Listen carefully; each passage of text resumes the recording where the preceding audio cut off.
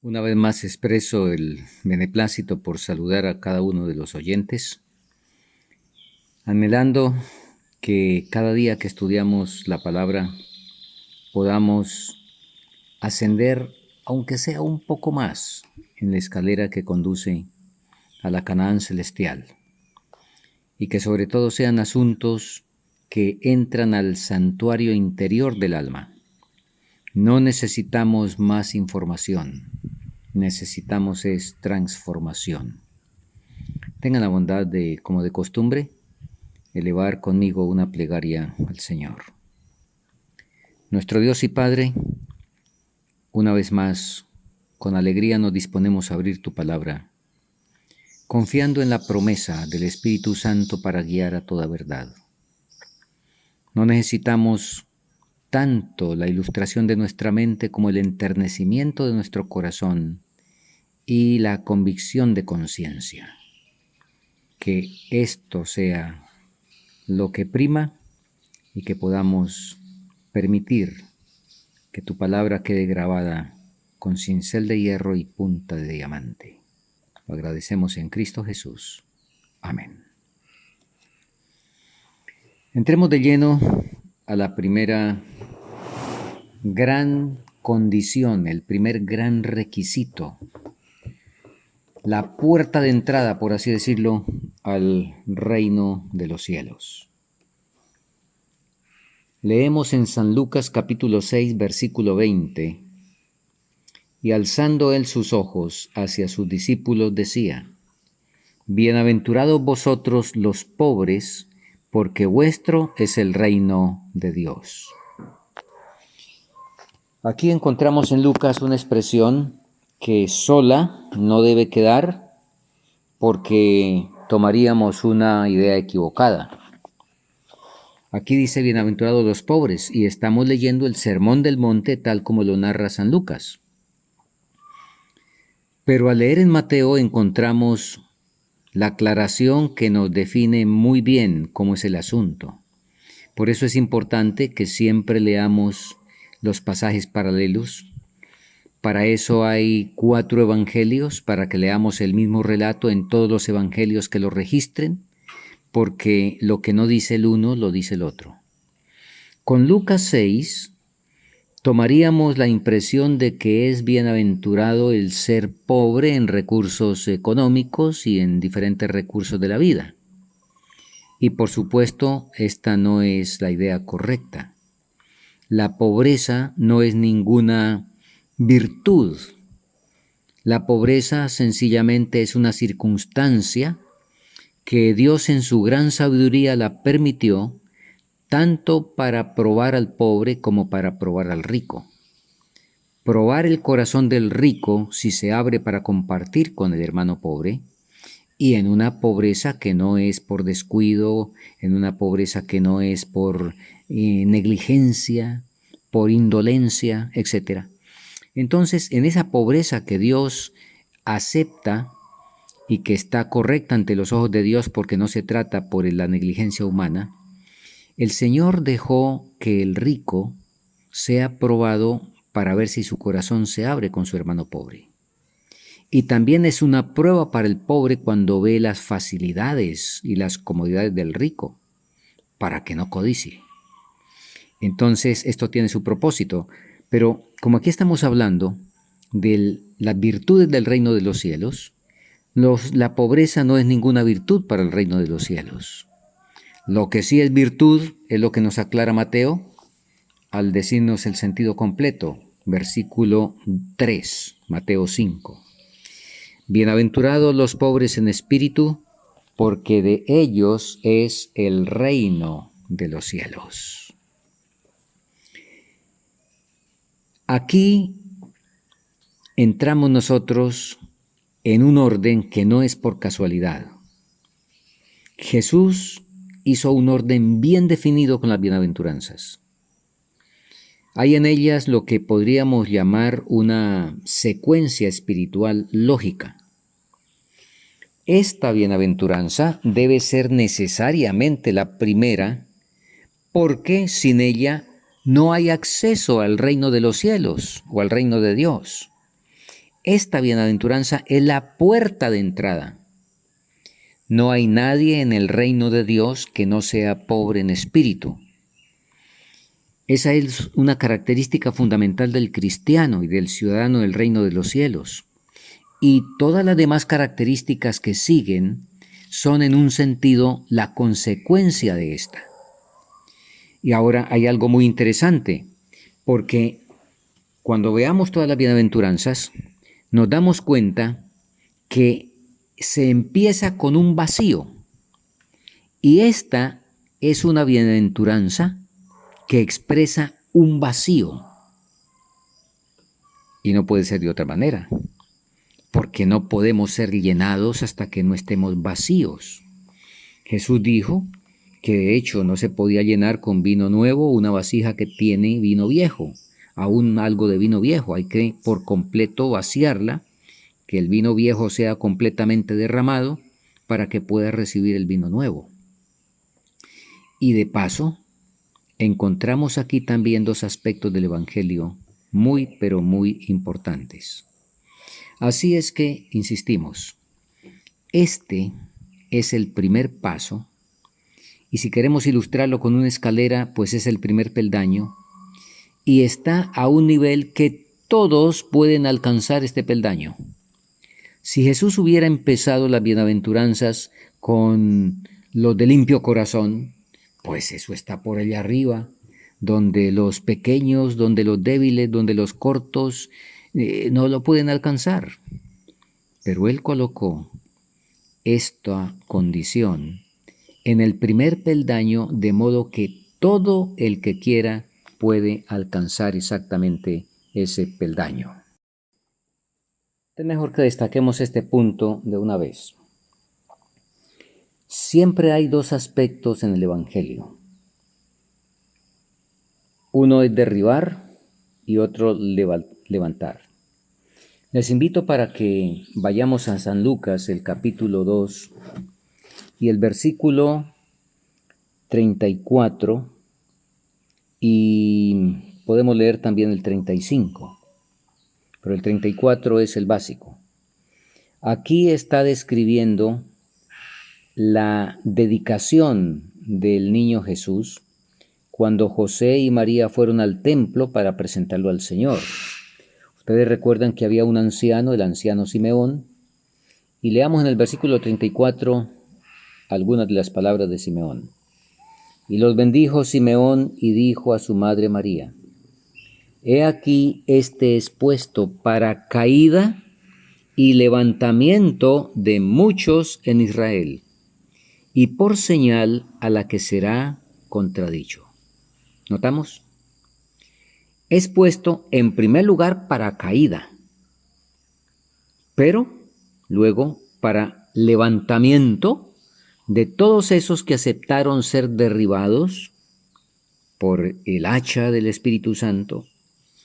Esos van a ser levantados. De modo que esta primera bienaventuranza, repito, se trata de un vacío, se trata de vaciar, se trata de la caída para que pueda empezar el levantamiento. Es parte esencial del Evangelio que antes de la conversión debe haber la convicción. El Evangelio de Cristo condena antes de liberar. Y esto es algo muy fundamental. Muy fundamental es esto. Pero no solo esto que acabamos de decir. Bienaventurados los pobres de espíritu. Eso es obviamente una prueba muy a fondo para cada uno de nosotros, no solo al enfrentarnos con nosotros mismos, sino sobre todo cuando nos enfrentamos con el mensaje completo del Sermón del Monte. El caso es que condena de inmediato cualquier idea del Sermón del Monte que lo vea como algo que ustedes y yo podemos hacer por nosotros mismos, algo que ustedes y yo podemos llevar a cabo. En la sesión anterior preguntamos si el hacer del Sermón del Monte es fácil o difícil. Y recuerden que dejamos claro que no es fácil ni difícil, sino es imposible hacerlo por nosotros mismos. y eso explica sin duda el chasco que muchos hemos tenido a través de nuestra vida cristiana. Muy bien. Ahora, digamos en primer lugar, ¿qué no es ser pobre de espíritu? Y luego miraremos otros aspectos.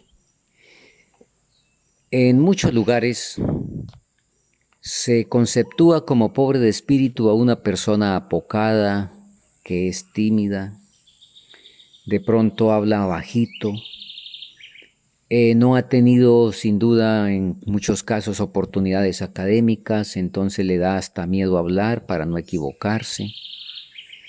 Y en muchos casos a una persona que no sabe leer y por lo tanto está limitada en esos aspectos, decimos que es pobre de espíritu.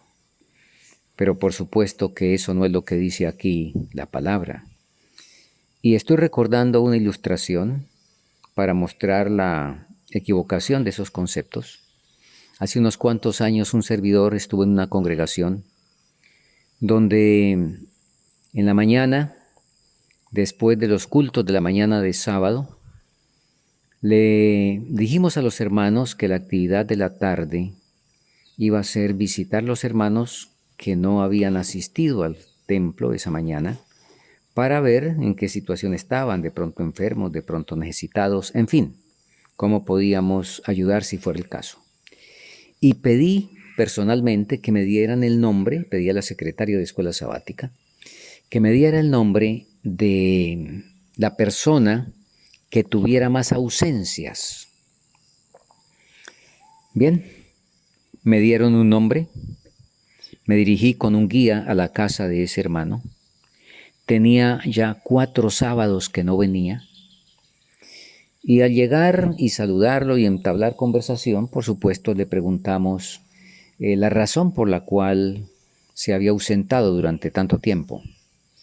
Él empezó a hacer algunas evasivas y con cuidado cada evasiva que no tenía realmente peso, se la desvirtuábamos. Finalmente, después de unos 3 intentos de excusar con evasivas, el hermano, que era muy sencillo, que diríamos que era pobre de espíritu porque era un hermano que ni siquiera sabía leer, entonces dijo él, bueno, mejor dicho, voy a decirle con franqueza qué es lo que pasa. ¿Para qué uno vuelve a un lugar donde ya no lo toman en cuenta, donde lo están dejando a un lado? Sí, bueno, hermano, ¿qué es lo que ha pasado? Pues por supuesto que eso que usted dice es realmente sumamente imprudente de ejecutar, es una cosa mal hecha. ¿Qué es lo que ha pasado? Bueno, seguimos hablando y resulta que lo que ocurrió fue que cuando cambió el trimestre y se cambiaron los registros de la escuela sabática, donde la secretaria tiene que volver a colocar los nombres en la nueva tarjeta para el nuevo trimestre, esa era la usanza en ese tiempo. Entonces la secretaria, cuando llevaba en esa clase el número 4, se dio cuenta que el de copiar era el 5. Dijo, ¿y aquí qué pasó? Y se percató de que por alguna razón se había equivocado y había saltado el primer nombre que encabezaba la lista de los miembros, y era el nombre del hermano. Entonces ahora, en la nueva tarjeta, en vez de ser nombrado en primer lugar, como el primero de todos los que se nombraban en la lista, la hermana lo colocó cuando se dio cuenta y que había que colocarlo para que quedara completo el registro. Lo colocó en 5º lugar. Y por esa razón el hermano se resintió y dijo que ya lo estaban apocando, que lo estaban desconociendo, que lo estaban devaluando. Terrible. Un servidor siempre ha dicho, si otro me hubiera contado eso me parecería increíble si yo no lo hubiera vivido. Pregunto, ¿era pobre de espíritu este hermano que no sabía leer? No, estaba muy lejos de tener la pobreza de espíritu. Lamentablemente tenía demasiado orgullo y mucha soberbia. De modo que La pobreza de espíritu. La pobreza de espíritu, y conviene que vayamos a la descripción que nos ayuda a hacer la pluma inspirada en el discurso maestro de Jesucristo, en las páginas que corresponden a las bienaventuranzas. Ahí nos dice cosas como las siguientes. Al hablar de las bienaventuranzas, entonces nos dice que en los tiempos de Cristo, los dirigentes religiosos del pueblo se consideraban ricos en tesoros espirituales.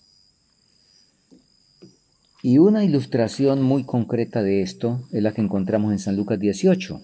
Vamos a ver en el pasaje bíblico. En San Lucas capítulo 18 están dos oraciones que las conocemos muy bien. La oración del fariseo, quien oraba así, nos dice la palabra. Versículo 11.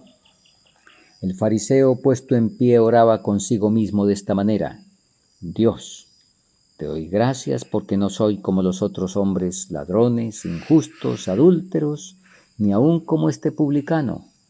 Ayuno 2 veces a la semana, doy diezmos de todo lo que poseo.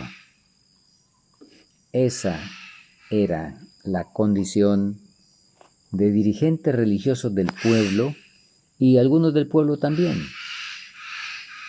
Sin embargo, aunque esa era la generalidad de muchos, en la multitud que rodeaba a Jesús había algunos que sentían su pobreza espiritual. De hecho, ahí había uno que ya había sentido su pobreza espiritual.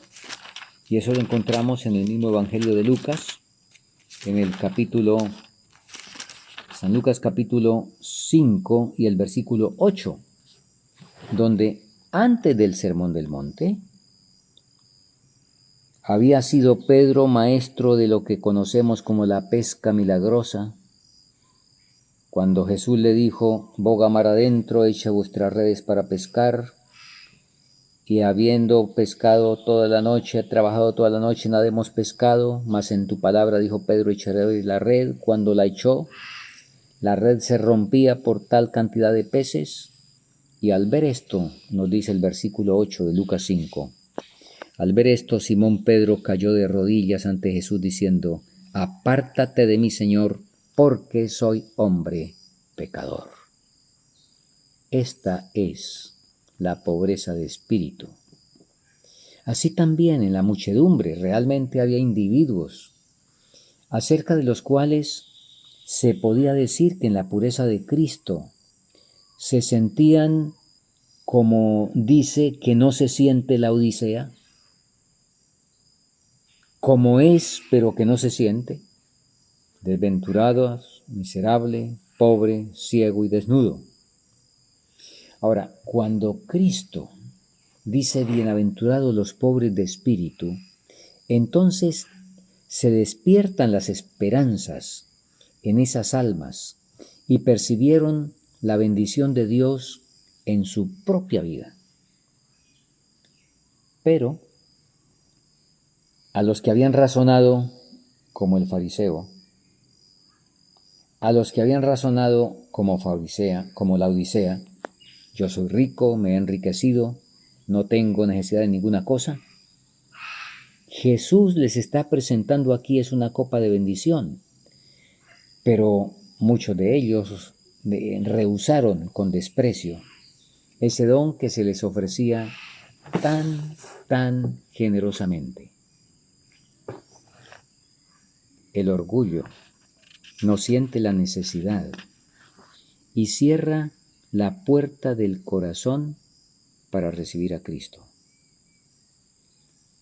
Y obviamente, entonces Jesús no encuentra albergue en ese corazón, porque los que son ricos, honrados, y no piden con fe la bendición de Dios ni la reciben, ellos se creen saciados, y el resultado es, nos dice San Lucas, que se retiran vacíos.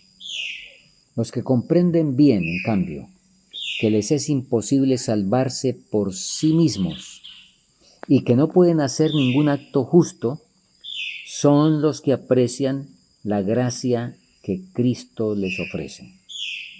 Y estos son los pobres de espíritu, a quienes el Señor llama bienaventurados. Nosotros sabemos que Cristo primeramente produce contrición de corazón en la persona que perdona, y es obra del Espíritu Santo convencer de pecado. Recordemos lo que dice San Juan 16. Cuando Él venga, convencerá al mundo de pecado en primer lugar, luego de justicia y luego de juicio. De modo que aquellos cuyos corazones han sido conmovidos por el convincente Espíritu de Dios, reconocen que en sí mismos no tienen ninguna cosa buena. Saben que todo lo que han hecho está entretejido con egoísmo y pecado. Y así como el publicano, se detienen a la distancia sin atreverse a alzar los ojos al cielo y claman lo mismo que el publicano: Dios, sé propicio a mí, pecador. Eso es lo que ellos dicen. Entonces, cuando ellos de esa manera se llegan al Señor, esa es la verdadera pobreza de espíritu que recibe la bendición, porque hay perdón para los arrepentidos, porque Cristo es el Cordero de Dios que quita el pecado del mundo. Refiriéndose a los pobres de espíritu, Jesús dice: de ellos es el reino de Dios. Y como sabemos de sobra, dicho reino no es, como habían esperado los oyentes, un reino terrenal, sino que Cristo abría ante los hombres las puertas del reino espiritual, de su amor, su gracia, su justicia. El estandarte del reino del Mesías se diferencia de otras enseñas porque nos revela la semejanza espiritual del Hijo del Hombre. Y los súbditos son los pobres de espíritu, los mansos, los que padecen persecución por causa de la justicia. De ellos es el reino de los cielos. Si bien no se ha terminado en ellos la obra, pero se ha iniciado, y es la que los coloca exactamente en el camino para recibir toda bendición. De modo que un punto muy importante que nosotros debemos enfatizar es que todos los que sienten la absoluta pobreza del alma saben que en sí mismos no hay nada bueno, pero pueden hallar justicia y fuerza recurriendo a Jesús, el que dijo: venid a mí los que estáis trabajados y cargados. Ahora, quiero dejar bien claro que la pobreza de espíritu es la actitud del hombre para consigo mismo. Eso es lo que importa. Y no lo que dijimos, el que tenga una posición social, que sea rico, que sea pobre en recursos, no, sino la actitud del hombre para consigo mismo. Ahora, es muy interesante que esa actitud al mundo no le gusta. De hecho, el mundo no la admira. El mundo está en contra de la pobreza de espíritu, porque para el mundo, para la psicología, la pobreza de espíritu es una terriblemente desafortunada baja autoestima. No sé cuántos de ustedes saben que esa palabrita autoestima en la pluma de la hermana Huay siempre está asociada de manera negativa con el egoísmo, con el orgullo, con la suficiencia propia, y ahí en toda esa lista está la autoestima. Ha habido traducciones incorrectas al respecto. La hermana Huay habla de hay que conservar, hay que cuidar el respeto propio, y ella hace la diferencia entre respeto propio y autoestima. Entonces, estamos diciendo que la pobreza de espíritu que el Señor pide no es algo que el mundo admire, no, lo desprecia. No es posible encontrar una antítesis, por así decirlo, mayor al espíritu y la visión mundanos que la que hallamos en este versículo. Porque el mundo insiste es en la creencia de la dependencia de uno mismo, en la confianza de uno mismo. Tú eres capaz, te tienes que amar a ti mismo, te tienes que valorar, te tienes que dar el lugar que te corresponde, te lo mereces, no sé cuántas cosas.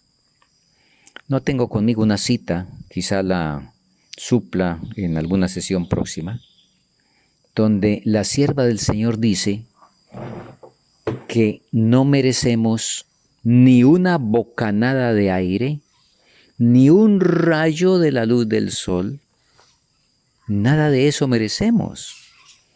Es por pura gracia que tenemos lo que tenemos. Pero el vocabulario del mundo hoy habla de manera muy distinta. Y nada hay tan contrario al Evangelio como la pobreza de espíritu tal como el mundo la cataloga. Porque la pobreza de espíritu auténtica, pues como ya dijimos, es considerada por el mundo como un complejo, como baja autoestima, como sencillamente estar desfasado y tantas otras cosas que no corresponden a lo que es las leyes del reino de los cielos.